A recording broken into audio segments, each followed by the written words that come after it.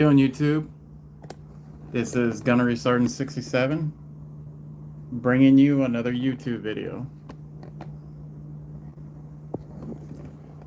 If you can go ahead and hear me, go ahead and let me know in the comments section.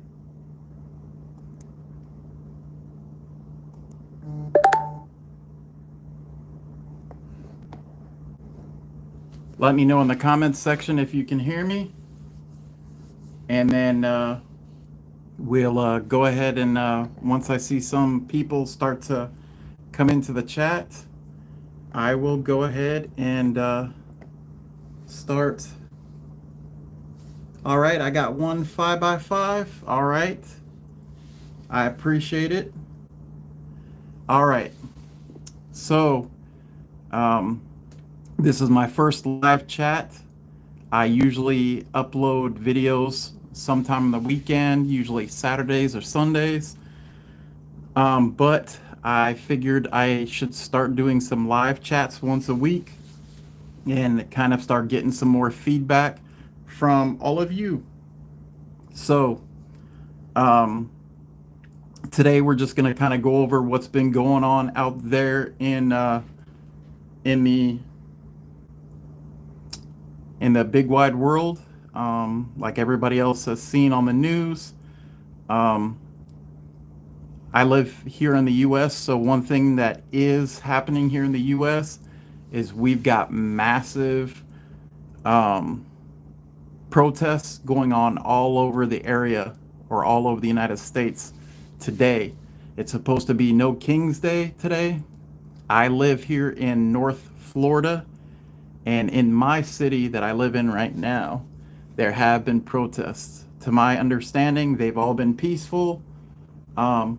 I've driven near the area where they were having protests earlier today, and I didn't hear of any arrests or any,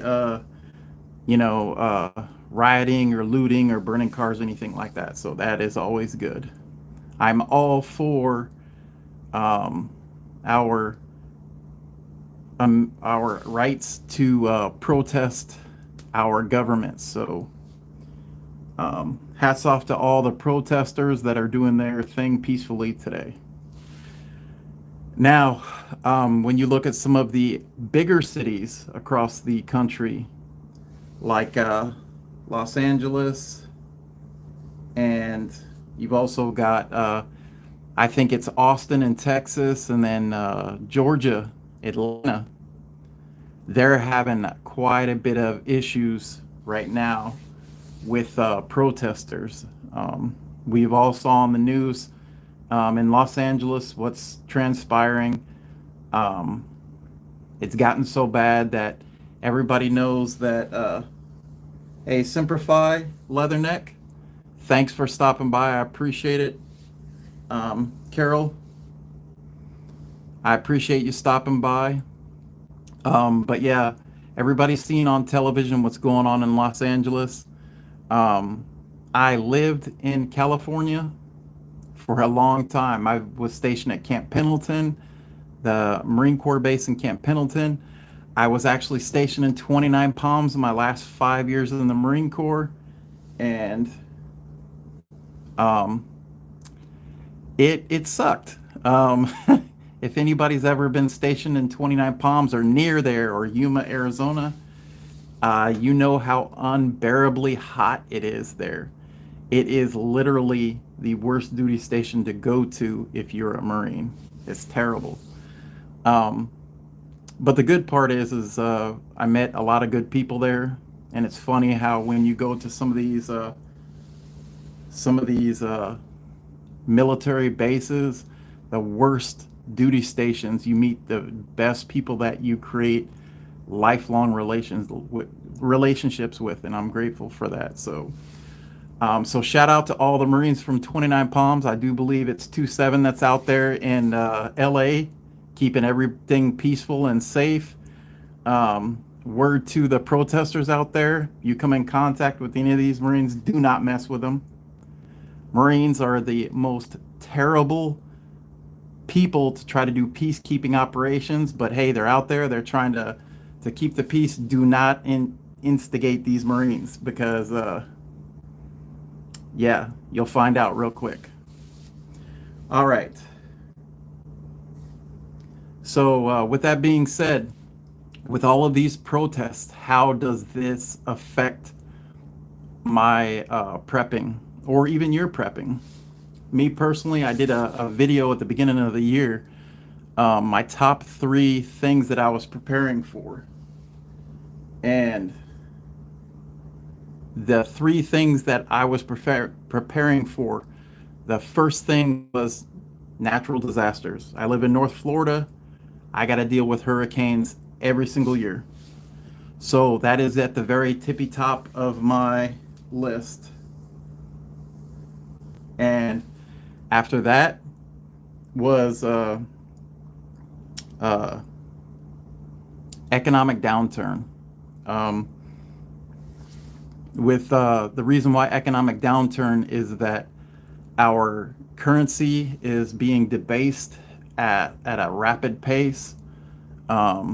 You've also got President Trump trying to enact his tariffs on these countries that have been throwing tariffs on us, and it hasn't been equitable. And he's trying to change that. For me, the jury's still out whether or not that's effective or not. And then you've also got the rise of the BRICS nations: Brazil, Russia, India, China, and South Africa. Actually, it's BRICS plus, because you've got about another 6 or 8 countries that have joined BRICS. So all of these countries that have formed BRICS are actively working against the US dollar. And if you don't know, the US dollar is the world reserve currency. Basically, what that means is that it is the most liquid currency on the planet, and that it is the most valuable currency on the planet. Is the one that is been deemed by the globe that it will have the least likelihood of being go to zero. Which in my opinion, I don't think you can say that about any currency, any paper currency. I think every single paper currency that's ever existed has eventually went to zero. So you have the BRICS, you have our government racking up debt that we can never repay. You have unfunded liabilities like Medicare, Medicaid, defense spending, Social Security. It's all piling up. Interest rates rising. And we're almost at like $37 trillion in debt. So you actively have a lot of pressure on the US dollar. And I do believe one of the crediting agencies, the global crediting agencies, just downgraded us from AAA to AAA, A large A and 2 small A's. So we've been downgraded. And then you've got all of these other conflicts going across the globe that we have a hand in. Russia and Ukraine. We've got the issue with China right now, not only with trade wars, but with Taiwan and of course the stuff with Israel and Iran going on. We've just got so many things going on that economically we're not looking so good here in the United States. So that is the second thing that I am preparing for this year, is financial hardship via the economy and our currency. And the third and final thing that I am preparing for this year is the power grid being degraded or going down. Now that is it is not likely, but there is a possibility that can happen. And the reason why I say that is because warfare now is completely changing, as we're seeing throughout the whole world.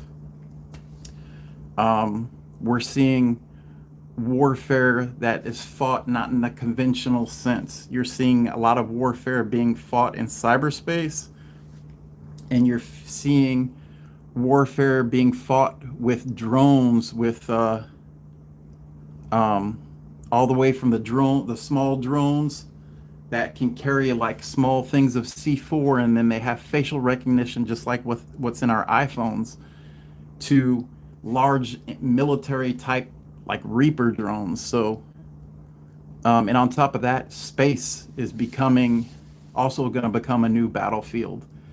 And I think that's another reason why President Trump created the Space Force. So, with that being said, Iran was hit by Israel, and Iran militarily isn't as solid as people think it is. But the one thing that they can really, really do is they can probably cause a lot of issues with a cyber attack. I think a lot of their hackers get the same type of training in the same places like the North Korean hackers, the Chinese hackers, all of these places. They get a lot of the same training, and they can actually cause a lot of issues. And we've seen it in the past where hackers have done everything from, I think a couple years ago, a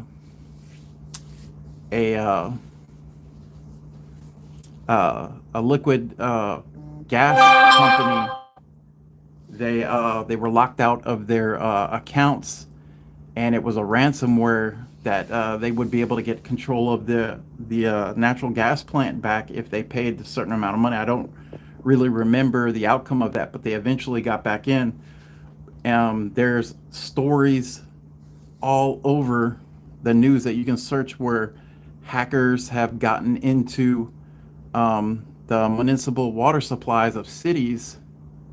There was an instant in some town in Texas where hackers actually got into the mainframe of water supply system, and they actually opened up all the valves in their water towers, and something like 2 million gallons of water was wasted. So it's definitely a concern.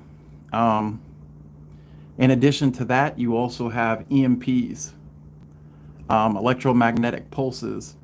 That type of weaponry does exist, but also too, though, it comes down to nuclear weapons can cause an EMP.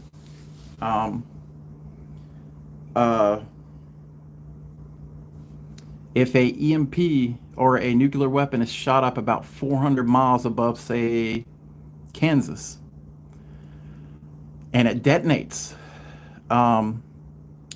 the energy that is released from that nuclear weapon hits the ionosphere of the planet, and it supercharges that wave. I do believe that there's 3 EMP waves, wave 1, wave 2, and wave 3, and that's actually what destroys all electrical sensitive gadgets, things like cars, televisions, definitely anything plugged in. That actually is my worst fear. An EMP going off is definitely my worst fear. But again, I don't think that is something that is likely to happen, but the probability of it, or the possibility of it, is there. So, all right, kind of jabbered on there for a little bit. Let's go ahead and see. Let me try to read some of these comments. Toolmaker, have silver on hand, gold, if you can afford it. Oh, definitely. I've been stacking gold and silver since 2007. I bought my very first ounce of silver. It was a Sunshine Mint 1 ounce bar, and I bought it just a hair over $7. And I also bought my first piece of gold. It was a 1 gram Pamp Swiss 1 gram bar. So, and I think back then gold was I want to say under $800. And now it's well over $3,400. So my investment was a good investment. And of course, silver, I do believe, is in the 3650 range right now. It's still got a ways to go before it reaches its all-time high, which is pretty close to $50. But the way things are going, I do believe we're going to see $50 silver before the end of the year easily. I'm pretty sure we're probably going to see $4,000 gold this year. So, but yeah, Toolmaker, you're spot on. Have silver and gold. That is true money. I preach to my daughter all the time. Real money is silver and gold, not any fiat currency. You always want to make sure that you have some type of precious metals because it is accepted everywhere. So yeah.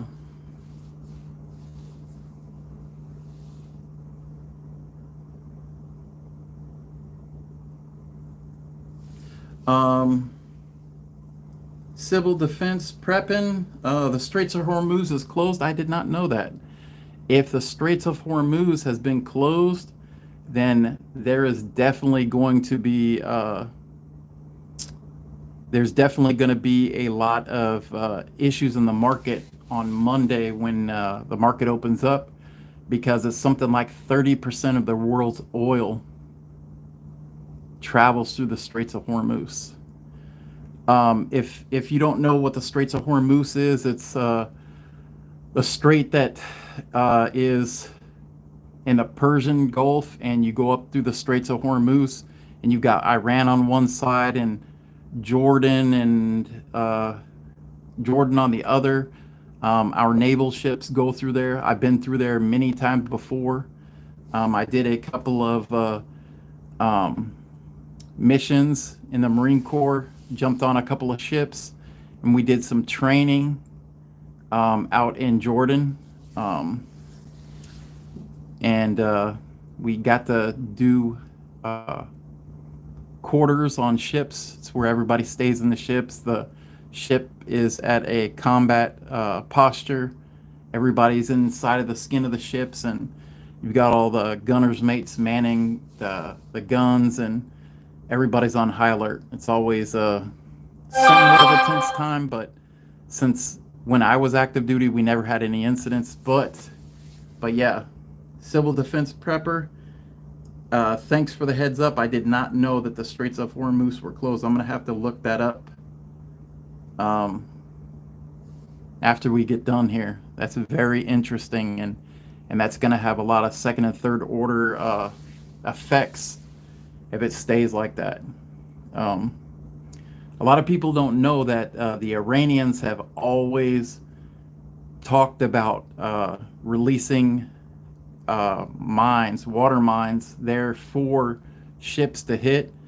And if they've done that, then there's definitely going to be a lot of issues because, like I said, 30% of the globe's oil goes through the Straits of Hormuz. So that will definitely cause a problem, especially here in the United States. We definitely will see gas prices and diesel prices rise if that is the case. So that is definitely a significant event. So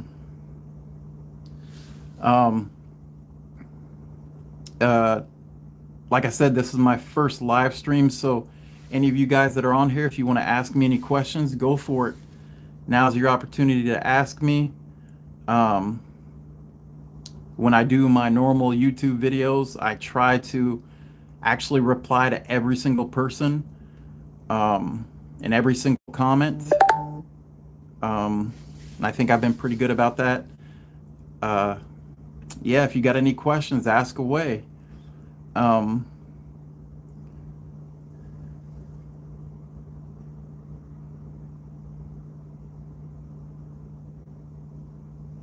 So, while we're waiting for some more people to jump on, um, just just to kind of go touch on what's going on right now, not just here in the United States, but globally.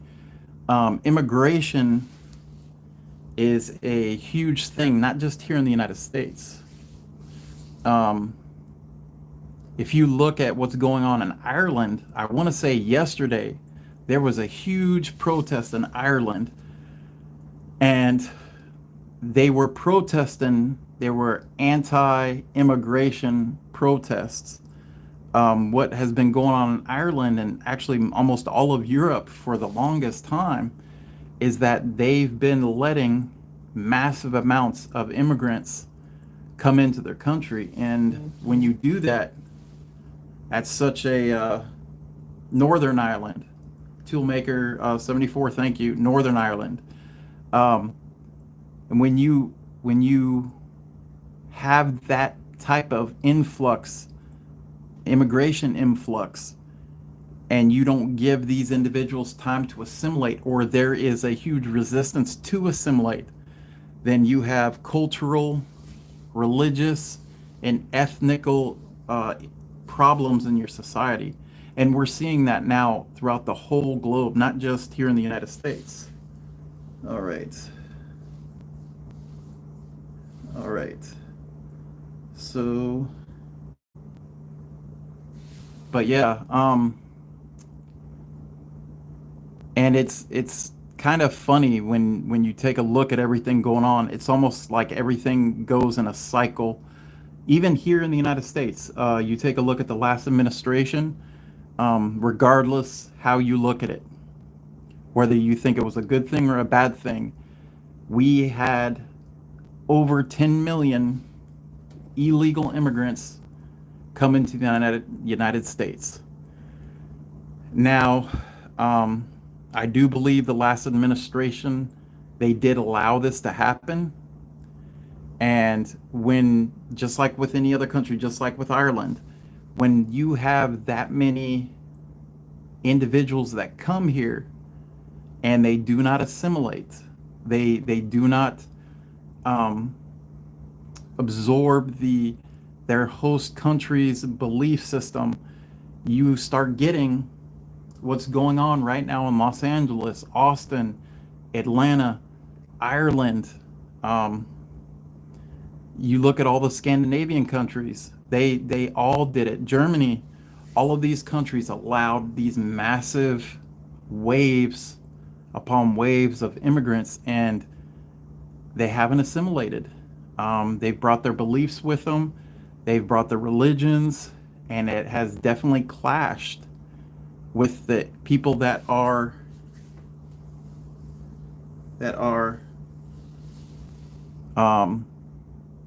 living there right now. And that's what we're seeing. I honestly think, if you believe in this type of cycle of things, that the U.S. will definitely be in a position, a stance that Ireland's in right now. Once there is people here in the United States start feeling some pain, they start having issues getting jobs, the economy downturns, and a lot of people are forced to do more manual labor or service intensive jobs for pay, and you're competing with immigrants, especially illegal immigrants, and you have states like California that are giving massive amounts of resources to illegal immigrants, then you're going to wind up getting some resentment, and it is going to turn into what we're seeing in Ireland right now. And yeah, and it's going to cause more hate and discontent. It's going to cause more pain and suffering. And right now, the U.S. is just in such a flux as far as what our identity is now. It's kind of sad and it's kind of scary. But that is one of the reasons why I prepare. I sit back and I look at what's going on in the world, and the combination of everything going on, it is just so many things that can happen that can change our way of life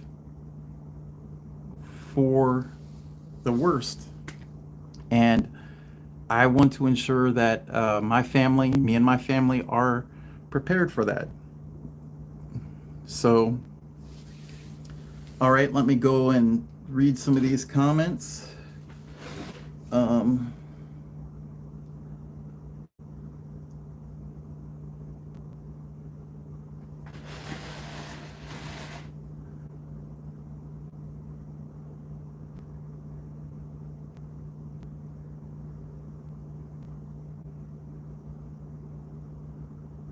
Mission Darkness EMP bags. Toolmaker 74, we're talking about Mission Darkness EMP bags. So, I actually got quite a few Mission Darkness EMP bags. I've got the G10. I've got 2 G10 bags from Mission Darkness.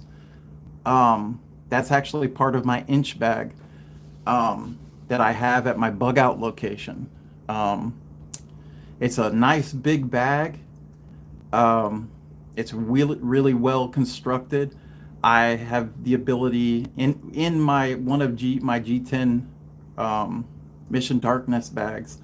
I have an EcoFlow River 2 Pro solar generator.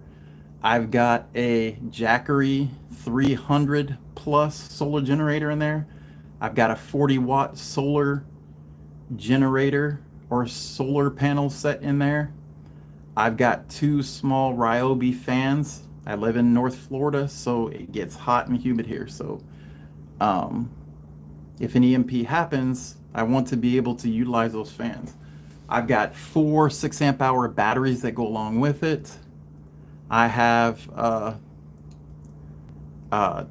Baofeng radios along with their chargers and extra batteries. I've got an iPad that I've got numerous survival articles and things like that on it.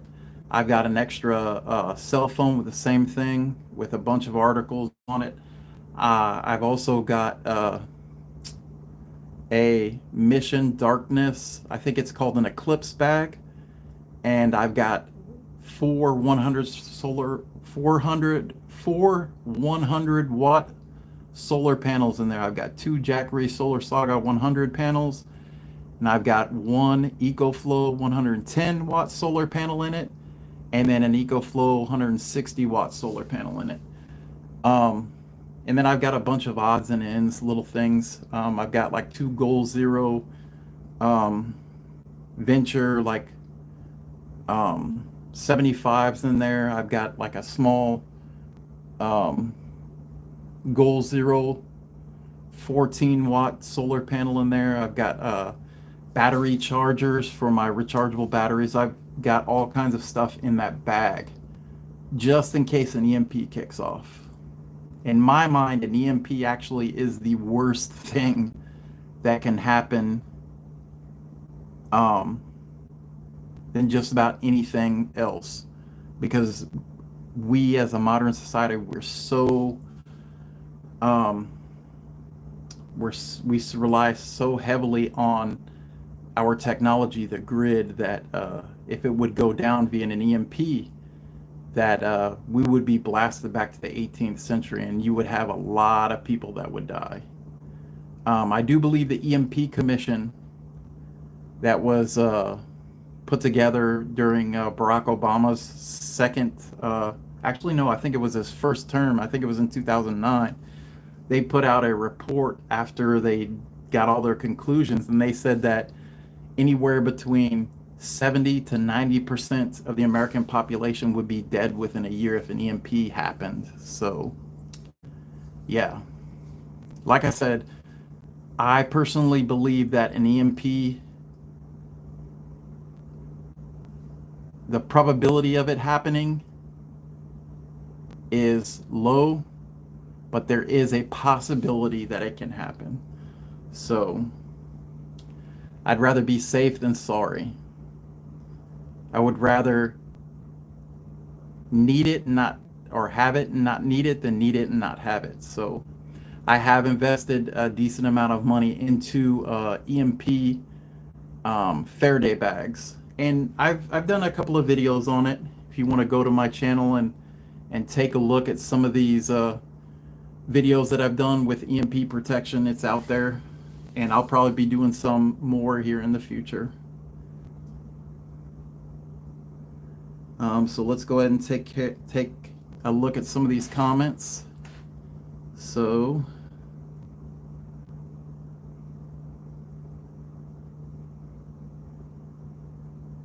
yeah, Delta Kilo, 90% mortality in the first year. Yep, you're right. Dr. Price.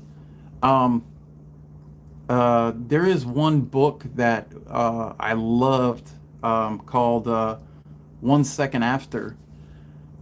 The author, I do believe, was on that EMP commission, and everything that he went ahead and put in the report, he was so, at least from the interviews that I've listened to, he was so aggravated that no action was taken, that he took all that information and he used it in his books. And then you've got 1 Second After, I think you've got 1 year after, 5 years after. It's all by the same author. I can't remember his name, but they're very good books. I think that he gives an extremely accurate depiction of what the United States would look like if an EMP happened. So if you haven't went and read it, go ahead and read it. Once you read it, it will definitely make you rethink about preparing for a possible EMP event. So yeah, Delta Kilo, it was a great read. Like everything you can think of, it brings up dealing with marauders, to how when the power goes down, he even has the timeline of, the societal breakdown, 24 hours after power's out, people are cooking out and all of that other stuff, and then 72 hours, how things are starting to become unglued, and then they've got looting going on, and then they fast forward a month down the road. And now I think in that book, though, I think he gives public officials too much credit, because they actually assembled and they start working on problems from the jump. I don't think that that's how things would happen, me personally. I think that there would be chaos for a long time before anybody got any type of order, if you could say that, during a time like that, back. The only places that would thrive would probably be small towns like that. But all of the big cities, they would be completely lost causes. Yeah, Toolmaker, EMPs would be Mad Max. It would be completely ridiculous. I would, right when something like that happens, I'm headed straight to my bug out location. And even then, after a certain amount of time, I would be thinking about probably going to a different location even after that, because it's still not far enough away from a major city. So, but it's a start. My bug out location is about 24 miles outside of a major city here in North Florida. It's nestled right up against a state forest. The property is on a back road of a back road, and I have my inch bag there, and I have other supplies. And if something like that would transpire, I would go ahead and grab my bug out bag, my family and their bug out bags, and we would hot foot it. Well, actually, I wouldn't have to hot foot it. I've got a EMP shield device on my truck, so hopefully that will allow me to drive to my bug out location. But if I have to, I can hot foot it. It'd just be like a normal McCree or a McCrest hump for me, like when I was in the Marine Corps. 24 miles, no problem. At least for me. My family, they wouldn't be able to do 24 miles in a day. So I just did a bug out bag video, and in it I have stated that I would probably try to do that in 3 days, 8 miles a day, which I think is very doable. So yeah, an EMP is an extremely scary event if it would happen. Let's go ahead and read some more comments.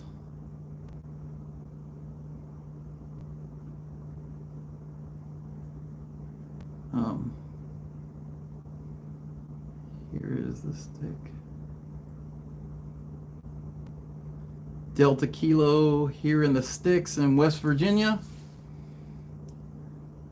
So Delta Kilo, so if an EMP happened, you think you'd be good to go? You got everything you need? I've just driven through West Virginia, never really been there.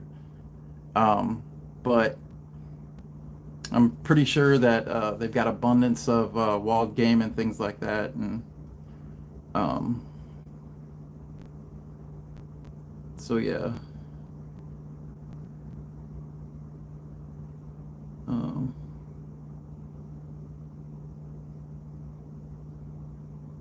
Yeah. Hogsword USMC. I prefer books as well. But for space sake, in my Mission Dark Faraday bag, I was explaining earlier, I've got a iPad that's got a bunch of books and important prepper documents on an iPad that I have in there. In case an EMP goes off, I'll be able to still pull that out. It should be good. It's powered up. I can pull it up, and then I can pull that information out there. A lot of that information, actually, I was able to pull from Mr. James Wesley Rawls' site. Damn, I'm having a brain fart. I can't remember his site's name. Survival blog. You sit down there and can download any and all of his prepper articles, and it's something like 90,000 articles, and I did that, and it's on that iPad. So anything you can think of, it is on that iPad. So definitely a wealth of knowledge. Books are fantastic. They take up a lot of space. I've got plenty of books. I'm an avid reader. Right now I'm rereading one of James Wesley Rawls' books, Patriots, and it's one of my favorite books. It's a great prepper book. If you get a chance, go read it. It's really good. Delta Kilo, all right, thanks for stopping by, brother. You have a good evening.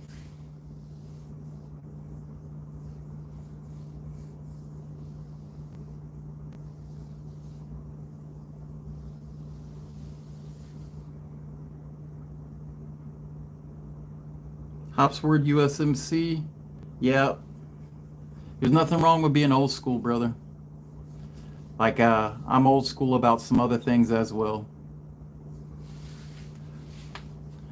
Like, for instance, I'm old school when it comes to my firearms. I love a revolver, just like what you see right out here. I love heavy, bulky revolvers. Every time they pull the trigger, it's gonna go bang. Like, it's durable, it's rugged, they're built well. A lot of them are over engineered. That's not to say they can't have catastrophic failures. They can, but it's far and in between. So in that regard, I'm old school. Um, Twin Arrow Survival. I have an off-the-grid homestead where I have an 8,000 watt generator running.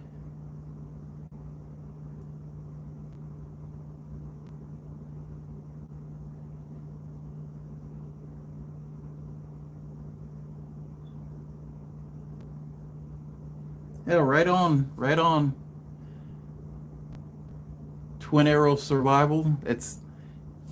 It's definitely a force multiplier if you have the ability to generate power. Um, I have this conversation all the time with other prepared-minded individuals. I've got some friends that they swear by solar, and solar is great, but unfortunately, solar is only good for when the sun's out. And depending on where you live, that may not be readily available.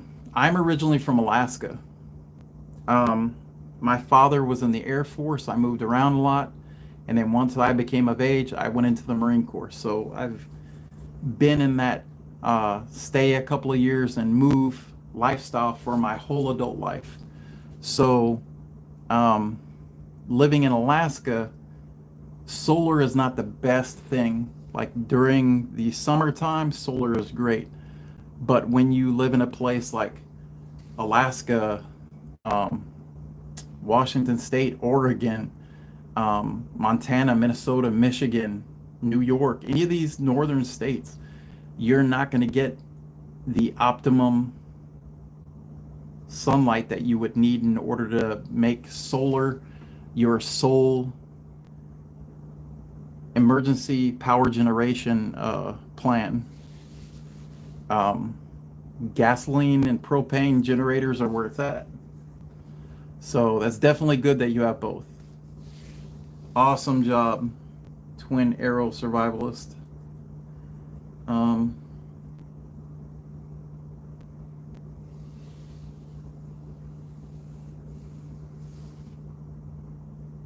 Upsword USMC, my 8-shot, 7-shot 357. My 10 millimeter is my favorite.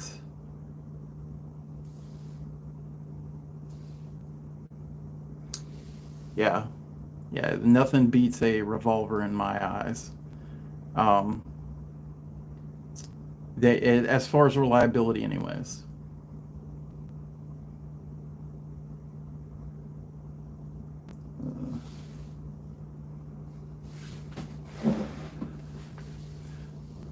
So.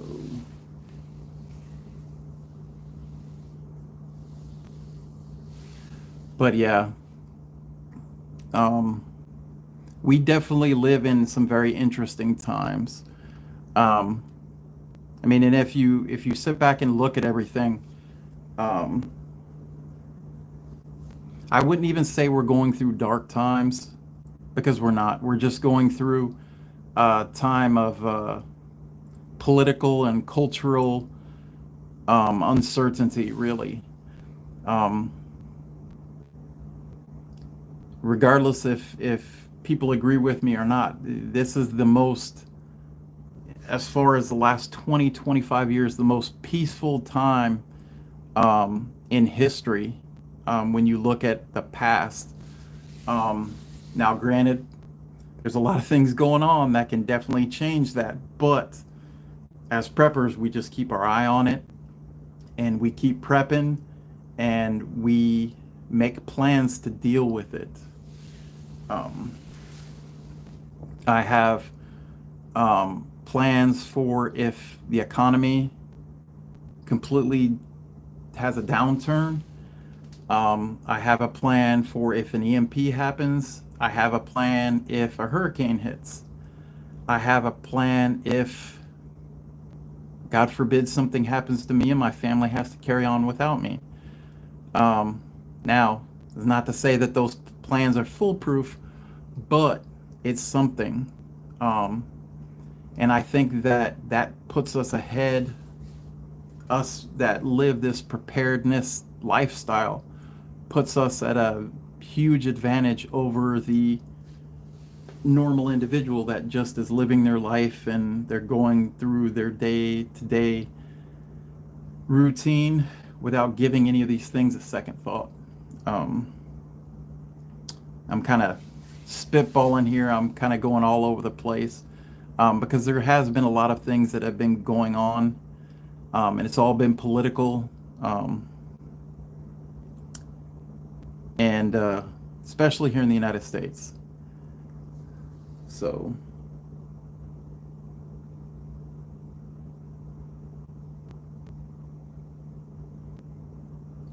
Twin Arrow Survivalist. I'm in central North Carolina, but I do live in the woods, but I have plenty of sun to charge the generator for nights. Funny enough, I'm actually getting ready to head to North Carolina myself. I'm headed to Jacksonville, and I'm gonna go see one of my buddies that I've known for almost 30 years. He retired from the Marine Corps as a master gunny, and I'm gonna go spend about 2 weeks with him. I'm gonna spend the 4th of July with him. We're gonna drink some beer, tell some more stories, and we're gonna have a good old time. So I'll definitely be in your neck of the woods in about 2 weeks.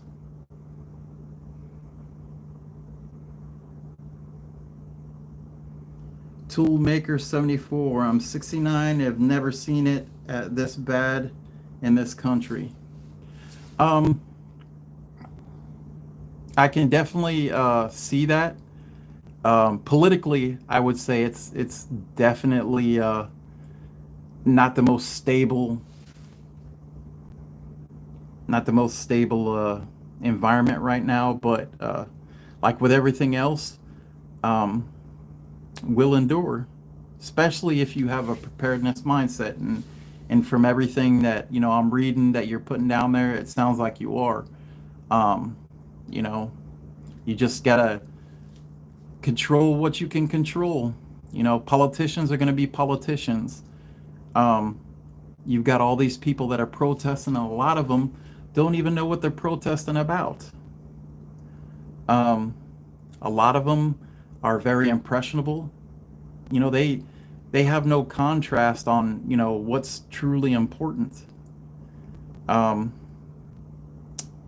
They sit down there and they see these news organizations or these activists come and talking about things such as hey, we've got a bunch of illegal or undocumented immigrants, and they're being split from their families.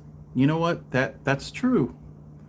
But so is the father that is driving around his daughter, and he's been drinking, and he gets pulled over, and he gets cited with a DUI, and he gets taken to jail. He's being separated from his family too. But the same thing with both of them, they both broke the law. So we definitely have a political shift going on right now in this country. I think we have changed so much as a society here in America that we're trying to find our new identity right now, and it's either going to take some type of SHTF event to bring us together, or it's going to take some type of really solid leader to galvanize all the political factions together. So or who knows, we just might start seeing eye to eye in a lot of things. Maybe something crazy happens that's not catastrophic. Maybe just people become enlightened. Who knows? Crazier things have happened. But regardless, it does not change the fact that I'm going to continue to prepare. I'm going to prepare for the things that impact me in my general area, and then I spread out from there. My government here in Florida, their decisions affect me a lot more than a lot of the decisions that federal law dictates. So I focus on that. yeah, I try to control what I can control. And I used to get real worked up and been out of shape about all this stuff, but it doesn't do me any good if when I did that. So I just focus on the things that I can control. I take a look at the threats out there. I go ahead and make a plan to try to mitigate them, and I invest in the equipment, the gear, and the training and the knowledge to try to implement all of that to keep that from transpiring. So,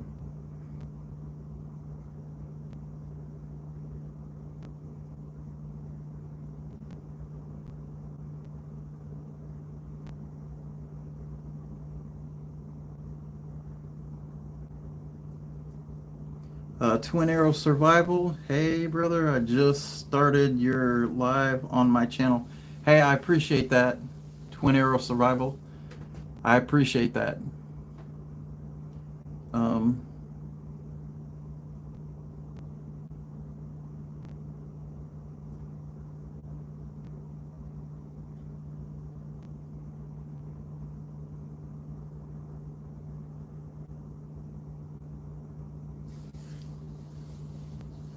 Twin Arrow Survival. Hey, that's good to go.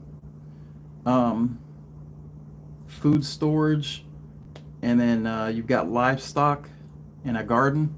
Hey, that's outstanding. That's something that I don't have quite yet.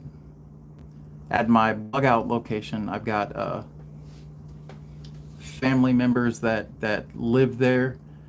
It's actually their property, and they have livestock there. They've got a well that's buttoned up right next to a state forest, so you see all kinds of game: peacocks, deer, um, geese, ducks, squirrels, raccoons, porcupines.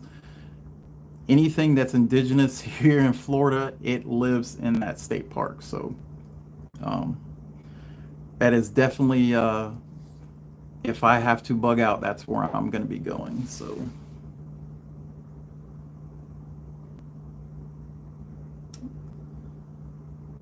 Toolmaker 74. Yep, survival seeds are good to have, most definitely. Um, that's one thing I need to actually start practicing. I need to start making a small garden and start learning some of the do's and don'ts with that. Um, but yeah, you got that underneath your belt. That's awesome, Toolmaker. But yeah.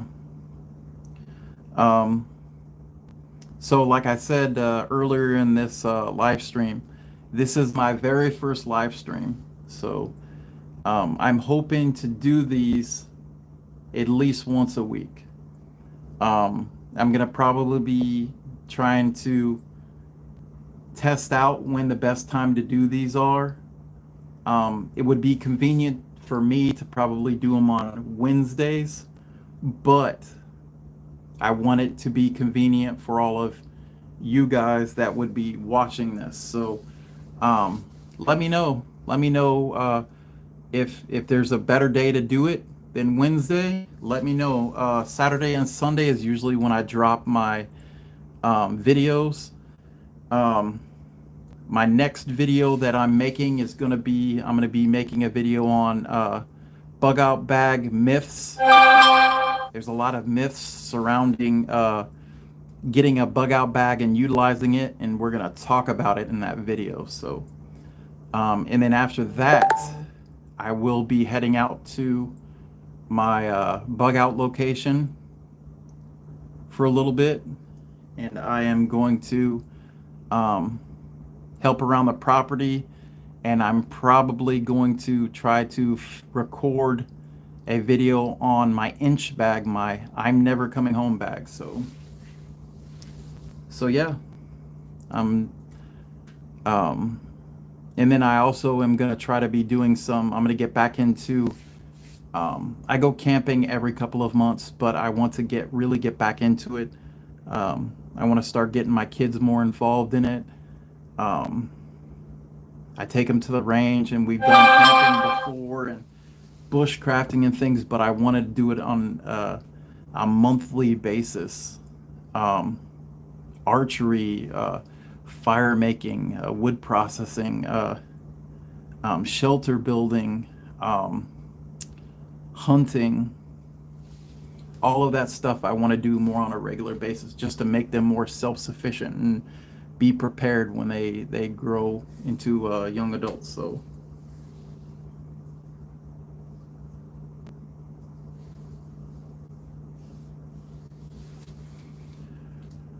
but all right, guys, I think here in a couple minutes I'm gonna wrap it up. um, if you got any last save rounds for me, go ahead and shoot them out. If you got any questions you want to ask me before I sign off, or hey, if you got any video requests, a video you want me to do or something to talk about, maybe I'll go ahead and do a video on it. Just shoot it to me in the comments section, and we'll go from there. But yeah, all I can say with everything going on, ladies and gentlemen, is just stay focused. Don't let all of this outside noise distract you on what is important, and that's continue to prepare, to continue to grow personally, professionally, and in your prepper or preparedness lifestyle. Continue to acquire the knowledge and the skills that you need, and throw in some acquisitions of gear that you're going to need as well to make your life easier if the time comes to utilize it during some type of SHTF event. Everything will work out one way or another. All right, if there's nothing else for me, guys, I'm going to go ahead and say good night. Hey, this is GySgt67. I'm out.